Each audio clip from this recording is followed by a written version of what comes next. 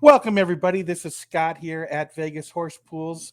We're here to do another episode of What Would Fats Do? This is episode number 2. Hopefully, we got a couple of good games and he can help us learn something about them. Fats, welcome to the show. How are you doing this morning?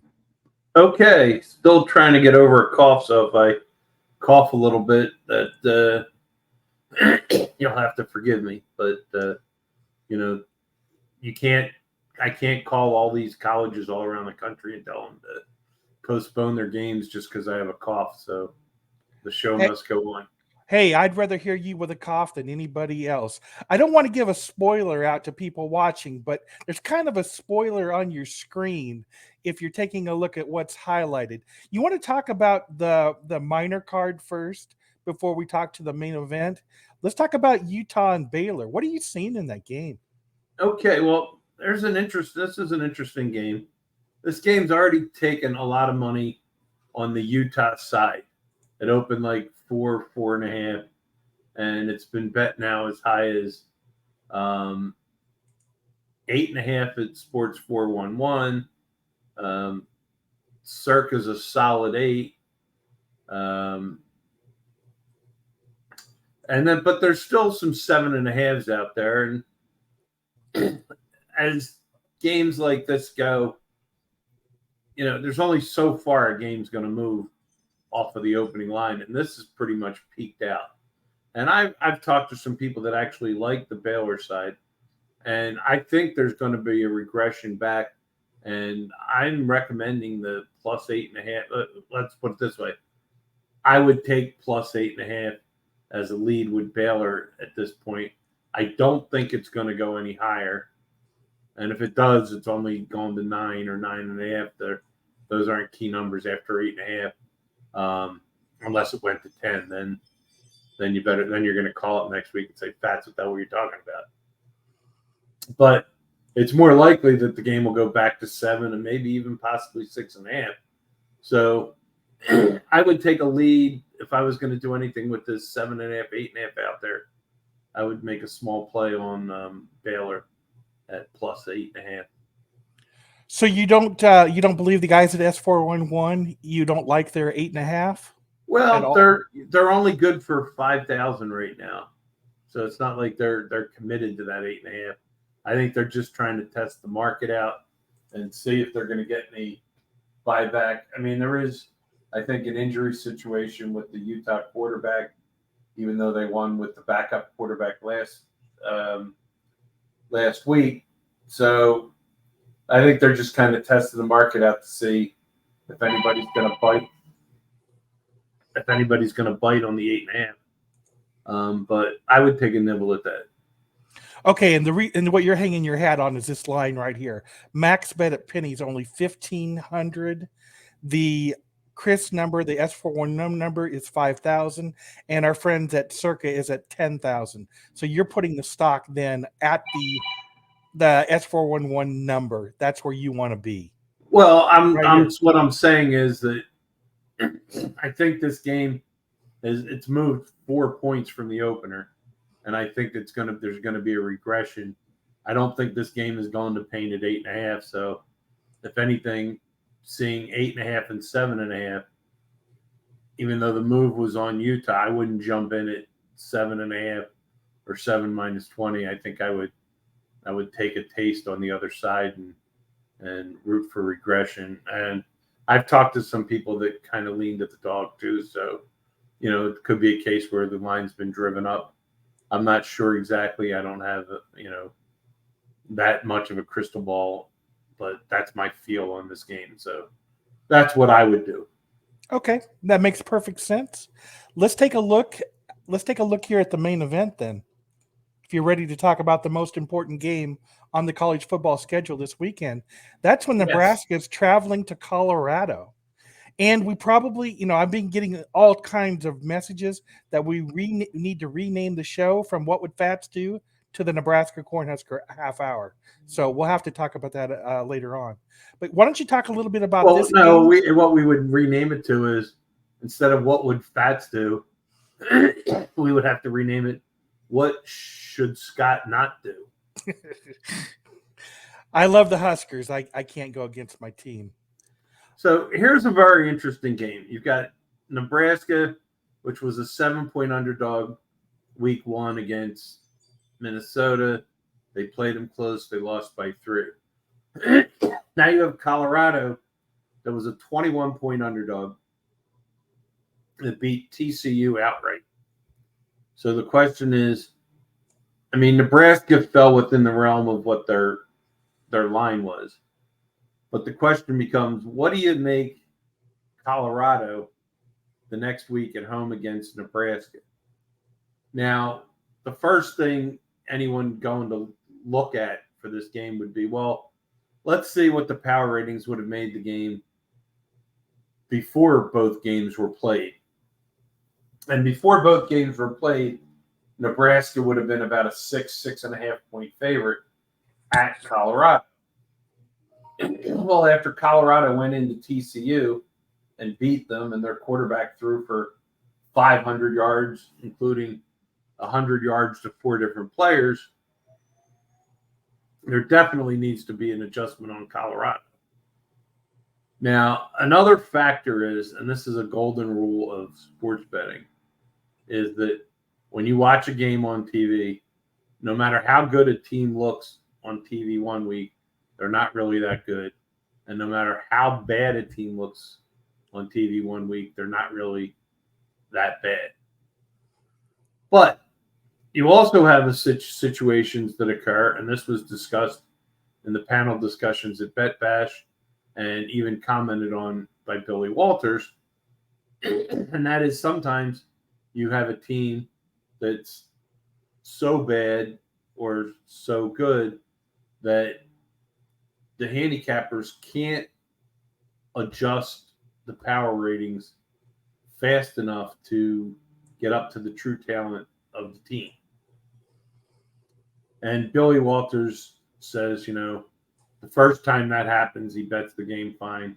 His handicapper comes with the same team the next week, and he loses, and they don't even come close. And then the third week, the handicapper comes, and Billy's like, fool me once, shame on me, fool me twice, shame, whatever it is. But he says he's not biting the third time until this team actually shows something.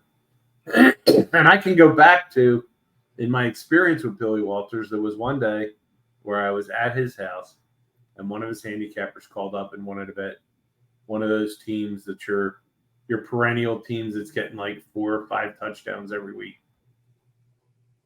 And this team had already gotten obliterated 2 weeks in a row by like 5-6 touchdowns when they're only getting like 4 or something like that. And the handicapper calls up and says he wants to bet that team. And Billy says, okay. And he hangs up the phone and he says, he can have all he wants on that, but I ain't taking a penny of that myself. I won't bet that with anybody's money. And he, so he bet the game for the handicapper, but he didn't get involved at all because he just felt that the game wasn't adjusted enough. So now I've told you all those stories. So how does that relate to this game? Well, I don't get involved in handicapping much, but this game really intrigued me because there was another factor in that Colorado with Deion Sanders. He came to Colorado, but he basically, I believe the number I heard was 84% or 86%. He got rid of 84 to 86% of the team from last year, and he's replaced it with completely new players, either from the portal or the transfer portal or recruitment or whatever. And he was already a master of what he did in the HBC colleges for a few years. And now he's here and he's put together a team.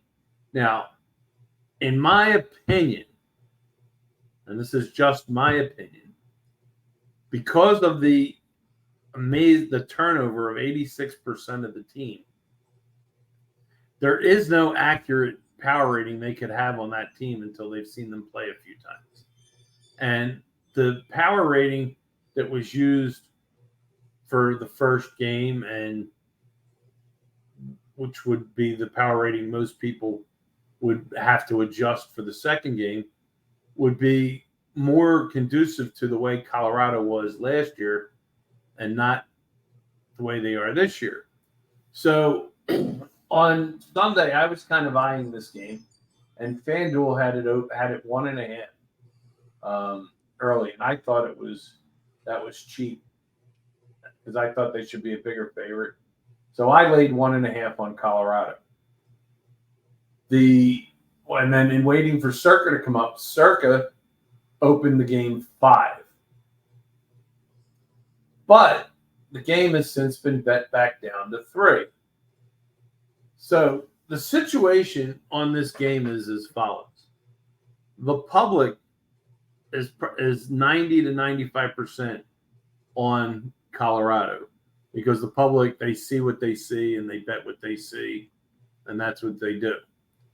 The sharp guys are on, and this is the numbers guys, are on Nebraska because they make their numbers, and there was no way they could have made a number high enough, even with a big adjustment, that they could still fall on the Colorado side.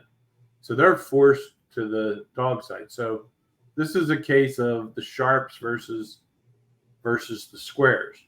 But the question becomes, is the adjustment enough? Was the adjustment enough? And in my opinion, I don't think that it was adjusted enough. I think Colorado is a far better team than that's being reflected in this spread. But the numbers guys, the problem with them is they stick to their numbers. If they make it, they bet it. So the sharps are digging in plus the points over 3. The public is digging in on the favorite at less than 3. I understand it's mostly 3. Pinnacles of 3 minus 0.2. I would hawk this game up till game time. If I were to see a 2.5 pop up or see a money line in the neighborhood of $1.30, I would probably press my Colorado bet. I will not bet Nebraska under any circumstances, no matter how high it goes. I'd rather just root the Colorado. In other words, if Nebraska keeps going up, I'd rather just root the Colorado side in than try to buy it back and go for both ways. I don't think that, in my opinion, that there wasn't a number high enough that they could have made this game to adjust it. And the sharps are forced to bet the dog because if they don't, then they could lose their wise guy wagering card. And well, you took away the question that I had for you. A member of the roundtable this morning, Scout, asked me to talk to you about this game. He's got a really good number on Nebraska. He didn't say what it was, but he wanted to know at what point you would buy back on Colorado. And it sounds like you'd buy back now, correct? no, I wouldn't buy. I said I wouldn't buy back at all. No, he's sitting on Nebraska money. He's got a really good number on Nebraska. So he needs the Colorado side. He wants to buy back on the Colorado side because he has such a positive number on Nebraska. But you want him to be on the Colorado side. So when no, I'm not saying I want anybody to be on anybody's side. I'm saying what I would do or what I did with this game. I'm not, because for all my experience, I want to be clear. All my experience and all my expertise in the business says I should be on Nebraska and not on Colorado in this game. Because that's just the way it is. But I'm citing this game out as an anomaly and as one of those situations where they can't adjust it fast enough because there's just no basis for them to make a proper power rating on Colorado. Okay, that's why I'm going against the norm of what I would normally recommend. And that's exactly what I want you to say. So, what would you recommend Scout to do since he has a nice, solid number on Nebraska? Like I said, I don't know what number that is. What would you recommend him to do? Just hold the Nebraska position? Well, I mean, if he took +5 or +4, um, I mean, I would try to hold out for 2.5, a cheap money line. Any of the numbers. In other words, he shouldn't bet the other side just because he has the one side. He should still bet the Colorado side because he bets the Colorado side at a number that's worth betting the Colorado side in and of itself. So if I could, like I said, I would press if this game came down to 2.5 or the money line dropped below $1 to like $1.30, I would definitely press the Colorado side. Okay. So, I mean, he's not stuck. I mean, he's not stuck just because me and everybody in the country that's square as can be likes Colorado. That doesn't make him stuck. But this could be one. This could be one of those cases where the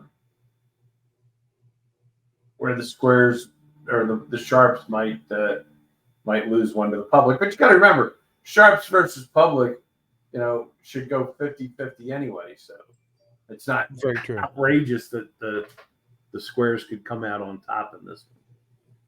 All right. Well, I have the game histories pulled up. And the reason I have the game histories up is because Circa, so far in both games Nebraska has played, they don't believe in Nebraska nearly as much as the rest of the public or the rest of the other books.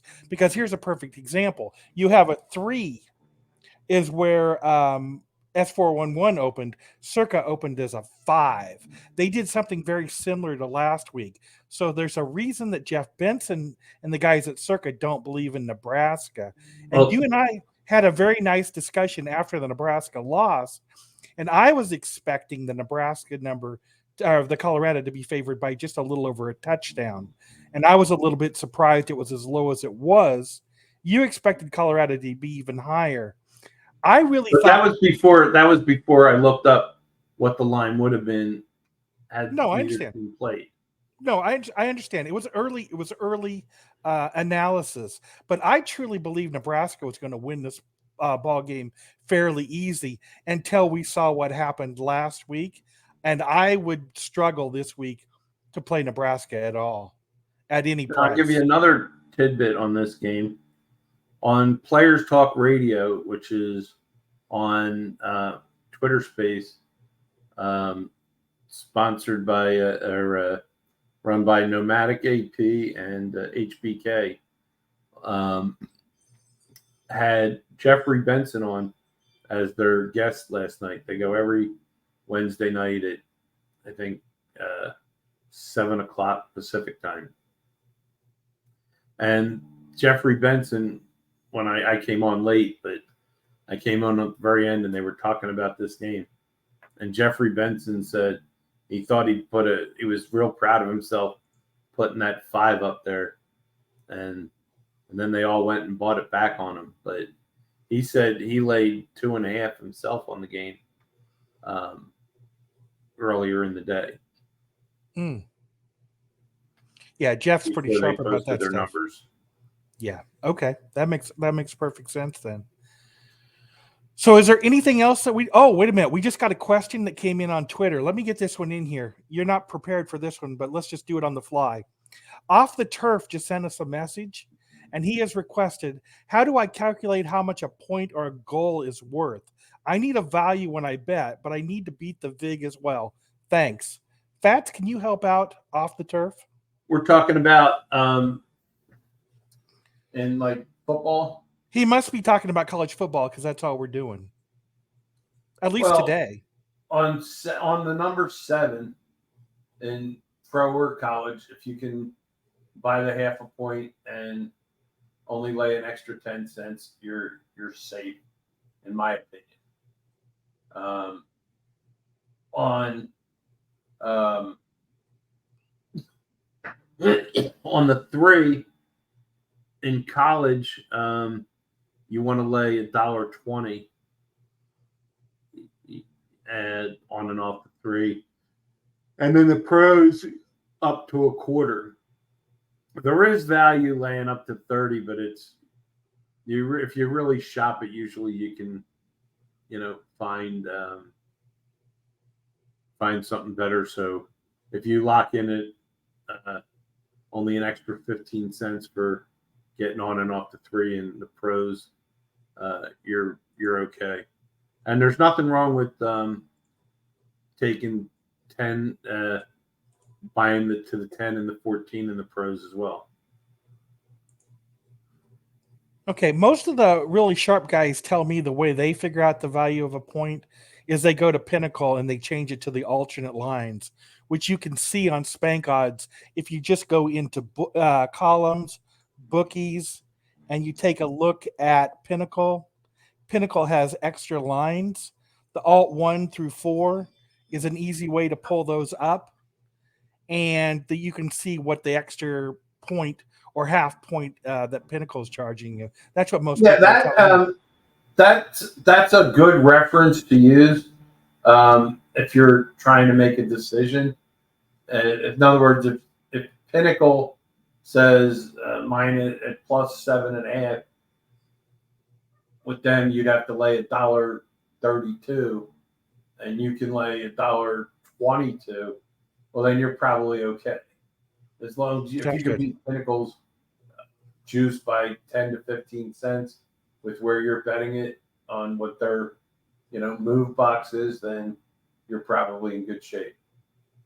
That sounds really good. Well, Fats, I think we're going to wrap it up right here. A couple things I want to say real quickly about, number one, about Spankodds. Spankodds, we've just added a bunch of new books. We just added a Canby book yesterday. I believe it was Bet Rivers. Go into columns, go into bookies. You'll see all the books right here. You can add your Canby book. We also added Forecasters, Bet US.